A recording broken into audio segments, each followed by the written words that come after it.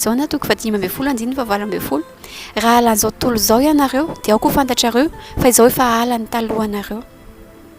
Andiny fa 7 raha naman'izao tontolo izao ianareo dia ho tiany azy izao tontolo izao, fa satria tsy naman'izao tontolo izao ianareo fa izao efa mifidy anareo tamin'izao tontolo izao dia alan'izao tontolo izao ianareo.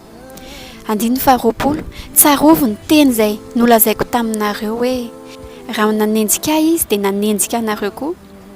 Jaona toko fa 5 andiny fa 7 izay mankahala dia mankahala ny raiko koa.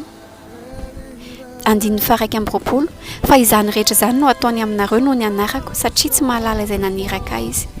Tsy fantany ny valeuran'i Jesosy, fa raha fantatry ny olona ny valeuran'i Jesosy dia izy no hiazakazaka hitady an'izany hoe Jesosy.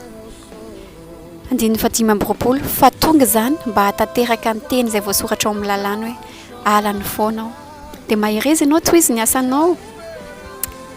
Tianao Jesosy, maherezy amin'ny fanompoana an'Andriamanitra dia aza menatra mizara momba an'Andriamanitra.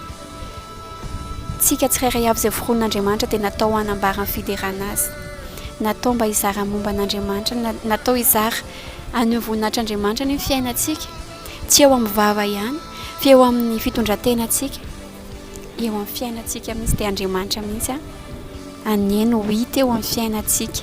Mirary soa indrindra tompoko.